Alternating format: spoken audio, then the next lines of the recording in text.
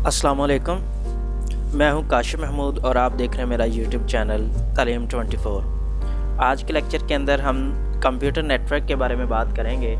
सबसे पहले computer network के बारे में जानेंगे विद एग्जांपल्स, उसके बाद नेटवर्क का क्राइटेरिया क्या होता है वो देखेंगे और लास्ट में हम इसके एडवांटेजेस और डिसएडवांटेजेस भी देखेंगे। तो वीडियो को शुरू करने से पहले मेरी आपसे रिक्वेस्ट है, अगर आप इस चैनल पर नए हैं तो चैनल को सब्सक्राइब करें और कमेंट सेक्शन में अपनी राय का ज़रूर इज़हार कीजिएगा। तो शुरू करते हैं। सबसे पहले हम कंप्यूटर नेटवर्क देखेंगे। कंप्यूटर नेटवर्क की डेफिनेशन देख लेते हैं। Computer network is a set of computers connected together for the purpose of sharing resources. Basically computer network से मुराद ये है कि कंप्यूटर को आपस में जोड़ दिया जाए, दो या दो से ज़्यादा कंप्यूटर जब आपस में जोड़ दिए जाएँ और वो इन्फॉर्मेशन को शेयर करें और इसके अलावा रिसोर्सेज को शेयर करें। अब यहाँ पे रिसोर्सेज क्या है, यहाँ पे मैं आपको बता दूँ रिसोर्सेज से मुराद ये है कि जो चीज़ें हम शेयर कर सकते हैं नेटवर्क की हेल्प से, just like we can say that हमारे पास प्रिंटर है, इसके अलावा हार्ड डिस्क है, कोई भी सॉफ्टवेयर हो सकता है, हार्ड डिस्क हो सकती है। तो ये सारे के सारे रिसोर्सेज हैं जो हम शेयर कर सकते हैं नेटवर्क की हेल्प से। उसके बाद मोस्ट कॉमन जो रिसोर्स है ना शेयर होता है आजकल connection with the help of internet, वो ज़्यादातर है प्रिंटर इसके अंदर इंक्लूड होता है जो शेयर होता है इंटरनेट की हेल्प से। RF फाइल सर्वर, इसके अलावा जो सर्वर हम इंटरनेट नेटवर्क के अंदर यूज़ करते हैं तो वो भी इसकी बेस्ट एग्जांपल है कंप्यूटर नेटवर्क की, जो कि फाइल्स को शेयर कर सकता है दूसरे कंप्यूटर के साथ, सर्वर इसे बोला जाता है। उसके बाद जो है लास्ट में the internet itself can be considered as a computer network. Internet जो है ना उसे खुद भी हम कंप्यूटर नेटवर्क कंसीडर कर सकते हैं। कैसे भला? वो इस तरह से कि पूरी दुनिया के जितने भी कंप्यूटर्स हैं वो आपस में जुड़े हुए हैं एक दूसरे के साथ, तो वो इन्फॉर्मेशन को शेयर कर सकते हैं। किसी भी जगह पे बैठा हुआ कोई पर्सन दूसरे से बात कर सकता है। तो बेसिकली एक मोबाइल दूसरे के साथ चैट, एक कंप्यूटर दूसरे के साथ कम्युनिकेट कैसे कर सकता है, कैसे पॉसिबल है, तो ये भी एक इंटरनेट जो है वो भी कंप्यूटर नेटवर्क की एग्जाम्पल है इसके अंदर। उसके बाद डायग्राम ये देखेंगे तो आपको आसानी से मज़ीद समझ आ जाएगी कि ये नेटवर्क होता क्या है। कंप्यूटर नेटवर्क, ये कंप्यूटर जो हैं all over the world suppose ये जुड़े हुए हैं आपस के अंदर और ये शेयर कर सकते हैं। इसके अंदर डिवाइसेस भी हो सकती हैं, कंप्यूटर भी हो सकते हैं, तो इसको हम कंप्यूटर नेटवर्क के अंदर कंसीडर करेंगे।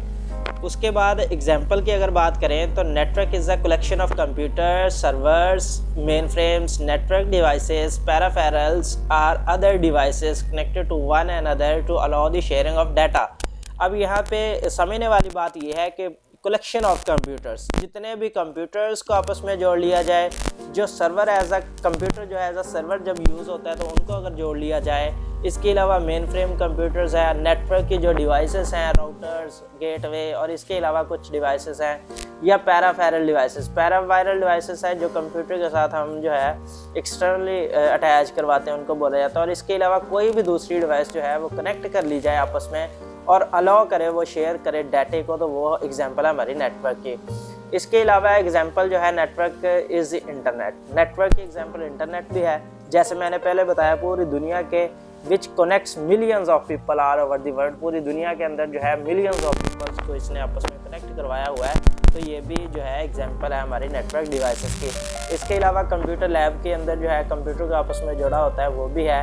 कोई नेट कैफ़े है तो वहाँ पे भी कंप्यूटर्स को आपस में जोड़ा हुआ है, तो वो भी नेटवर्किंग की एग्जांपल कंसीडर हो सकती हैं।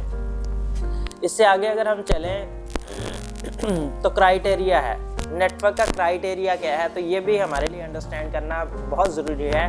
बेसिकली इसके अंदर फर्स्ट नंबर पे आता है परफॉर्मेंस, कि किस तरह से हमें पता चलेगा कि इसकी परफॉर्मेंस कैसी है।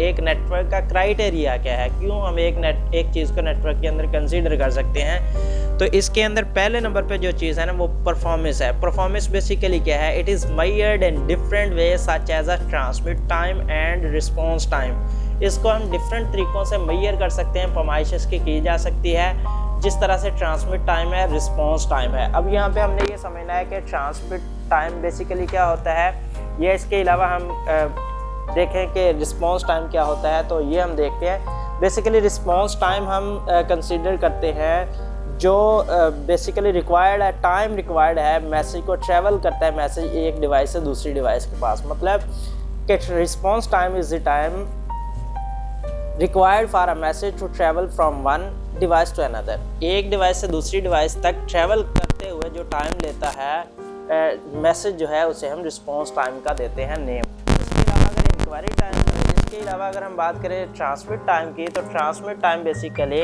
वो वाला टाइम होता है जिसके अंदर कोई भी जो मैसेज है वो इंक्वायरी से लेके मैसेज को सेंड करने से लेके रिस्पॉन्स तक का टाइम है। जो मतलब हमने सेंड किया और इंक्वायरी स्टार्ट हो गई, उसके बाद जो उसका रिस्पॉन्स आया जब तक, तो वो जो है उसका जो है ट्रांसमिट टाइम कहलाएगा। इसके अलावा इसके अंदर दो चीज़ें और भी हम कंसिडर कर सकते हैं, एक है थ्रोपुट और एक है डिले। थ्रोपुट क्या होता है? Higher throughput and less delay means better performance. अगर हमारे थ्रोपुट बेटर होगी, हायर होगी, अगर डिले कम से कम होगा हमारे नेटवर्क का, तो उसे हम क्या कंसीडर करेंगे कि ये नेटवर्क जो है हमारा बेटर है, इसकी परफॉर्मेंस बेटर है इसके अंदर। उसके बाद क्राइटेरिया के अंदर सेकंड नंबर पे आता है रिलायबिलिटी। रिलायबिलिटी से मुराद ये है accuracy of data delivery. It is also include the frequency of failure and the time taken to recovery from the failure। मतलब ये है कि अगर एक्यूरेसी के साथ बेटर तरीके से डाटा डिलीवर हो रहा है तो हमारे लिए रिलायबल है। रिलायबल मीन्स ट्रस्टेबल, भरोसेमंद, काबिल एतबार। तो इसके अंदर जो है ना यहाँ पे मैं आपसे एग्जांपल देता हूँ जिससे आपको बड़ी आसानी से समझ आ जाएगी। हमारे पास दो नेटवर्क हैं। एक जो नेटवर्क है वो 24 घंटों के अंदर सिर्फ 2 बार ही मतलब गोज डाउन होता है, 2 बार ही फेल होता है नेटवर्क, डिस्कनेक्ट होता है। और एक जो नेटवर्क है वो 24 घंटों में 20 बार डिस्कनेक्ट होता है। तो आप मुझे बताएं कौन सा नेटवर्क बेहतर होगा? तो ऑफ कोर्स आप कहेंगे जो 2 बार एक 24 घंटों के अंदर 2 बार डिस्कनेक्ट होता है या 2 बार फेलियर होता है आप कहेंगे वो बेटर है। लेकिन यहाँ पे मैं आपको बता दूँ जो 24 घंटों में 2 बार या 2 टाइम जो है वो डिस्कनेक्ट हो रहा है, फेल हो रहा है, वो वाला नेटवर्क बेटर नहीं है।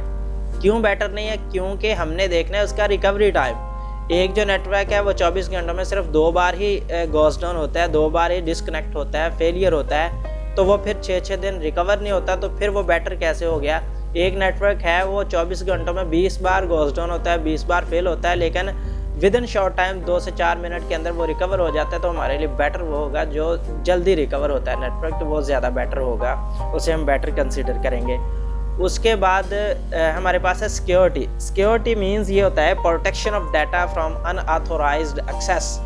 कोई भी थर्ड पार्टी, कोई भी थर्ड पर्सन हमारे डाटे को एक्सेस ना कर सके, हम डाटे को प्रोटेक्ट कर सकते हैं ताकि कोई भी डाटा हमारा मिसयूज़ ना कर सके, डैमेज ना कर सके, लॉस ना हो हमारा डाटा। तो वो सिक्योरिटी जो है वो भी कंप्यूटर नेटवर्क क्राइटेरिया के अंदर कंसीडर होती है। उसके बाद इससे आगे हम देखते हैं benefits, advantages of computer network. क्या क्या फ़ायदे हैं कंप्यूटर नेटवर्क के? तो सबसे पहले इजी कम्युनिकेशन है। इजी कम्युनिकेशन से मुराद ये है कि अगर हम पहले की बात करें इन द पास्ट, तो कम्युनिकेशन का जो प्रॉब्लम था वो बहुत ज़्यादा था और बड़ा कॉस्टली होता था। हम कम्युनिकेट नहीं करते थे फ़ॉरेन, हमारे जो रिलेटिव थे, हमारे जो फ्रेंड्स थे, उनके साथ हम गपशप या कम्युनिकेट नहीं कर सकते आसानी से। लेकिन आजकल जो है बड़ी आसानी के साथ कोई भी फॉरेन कंट्रीज़ के अंदर रिलेटिव्स हैं, कोई भी फ्रेंड्स हैं, तो हम चैट के अंदर, वीडियो कॉल के ऊपर घंटा बातें जो है आसानी के साथ कर सकते हैं। तो नेटवर्क की हेल्प से क्या हुआ, कम्युनिकेशन का जो प्रोसेस है वो बड़ा ईजी हो गया।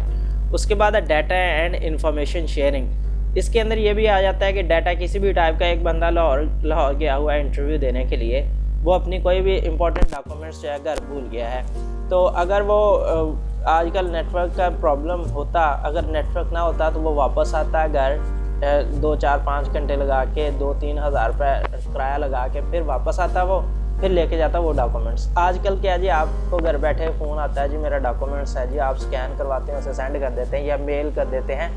तो बहुत आसानी के साथ जो है आप जो है टाइम, पैसा और एफर्ट जो है बचा सकते हैं, इसके अंदर ये भी आता है। उसके बाद है हार्डवेयर शेयरिंग। हार्डवेयर शेयरिंग से बात ये है कि इंटरनेट के हेल्प से आप कोई भी हार्डवेयर जो है आप शेयर कर सकते हैं जो कनेक्टेड होगी हमारे इंटरनेट के साथ, एक जगह से दूसरी जगह बड़ी आसानी के साथ आप उसे शेयर कर सकते हैं। सॉफ्टवेयर शेयरिंग से मुराद ये है कि अगर हम एक सॉफ्टवेयर परचेज़ करें 50,000 रुपये का और हमारे पास 50 कंप्यूटर हैं, तो हम क्या करेंगे, 50 कंप्यूटर के लिए 50 हज़ार का, 50,000 का अगर हम परचेज़ करें सॉफ्टवेयर, तो हमारे लिए पॉसिबल नहीं है कि हम मैनेज कर सकें। जो कि कॉस्ट ही बहुत ज़्यादा होगा। हम क्या करते हैं, एक सॉफ्टवेयर को परचेज करते हैं और सारे जो हमारे पास कंप्यूटर होते हैं उसके ऊपर वो वाला सॉफ्टवेयर शेयर कर लेते हैं, जो कि हमारे लिए बड़ा बेनिफिट देता है हमें। मज़ीद इससे आगे चलें तो इंटरनेट एक्सेस शेयरिंग भी आता है कि इंटरनेट को हम आसानी के साथ एक्सेस कर सकते हैं, शेयर कर सकते हैं। जैसे आप हॉटस्पॉट कर लेते हैं, तो ये भी इसकी हॉटस्पॉट जो है बेस्ट एग्जांपल है। उसके बाद आता है डाटा सिक्योरिटी एंड मैनेजमेंट।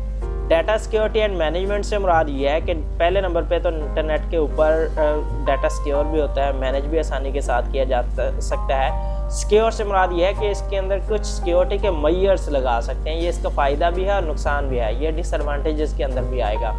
और डाटे को मैनेज भी किया जा सकता है। उसके बाद है इंटरटेनमेंट। इंटरटेनमेंट से मुराद ये है एनीवेयर इन द वर्ल्ड, किसी भी टाइम, एनीवेयर एनी टाइम आप जो है किसी भी किस्म के इंटरटेनमेंट जो है, सॉन्ग, मूवी, नात, किसी भी टाइप के गेम्स जो है खेल सकते हैं इंटरनेट की हेल्प से, ये भी पॉसिबल है। उसके बाद है रिमोट एक्सेस। रिमोट एक्सेस से मुराद ये है कि एक सिस्टम जो है हमारा जो है यूके के अंदर पड़ा हुआ है, तो हम उसको रिमोटली एक्सेस कर सकते हैं अपने घर बैठे हुए किसी भी दूसरी लोकेशन के ऊपर। लास्ट में है डिसएडवांटेजेस ऑफ नेटवर्क। डिसएडवांटेजेस के अंदर पहले नंबर पे आता है हार्डवेयर, सॉफ्टवेयर, सेटअप कॉस्ट। मतलब ये है कि हार्डवेयर को हमें परचेज़ करना पड़ेगा, सॉफ्टवेयर को भी परचेज़ करना पड़ेगा, उनकी जो सेटअप कॉस्ट होगी ऑफ कोर्स वो भी नेटवर्किंग के अंदर हमें बियर करनी पड़ेगी, वो भी हमें जो है कॉस्ट देनी पड़ेगी।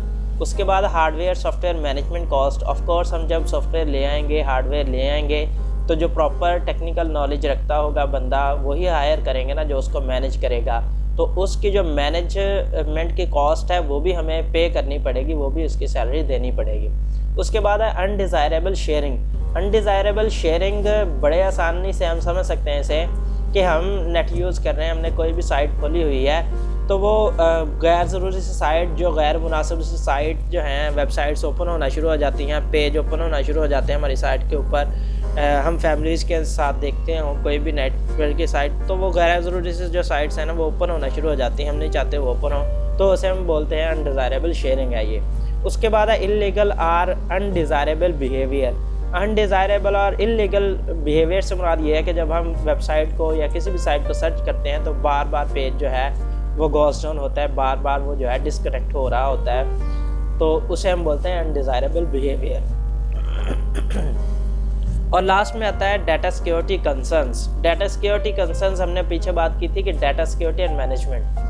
जब डाटा हमने सिक्योर करना है तो हमें प्रॉपर कोई एडमिनिस्ट्रेशन का एडमिनिस्ट्रेट चाहिए होगा, डीबीए चाहिए होगा, जो सिक्योरिटी कंसर्न्स हो, उसके लिए हमें सैलरी उसकी देनी पड़ेगी, तो प्रॉपर एक बंदा हायर करना पड़ेगा जो सिक्योरिटी के मामलात को देखो प्रॉपर तरीके से।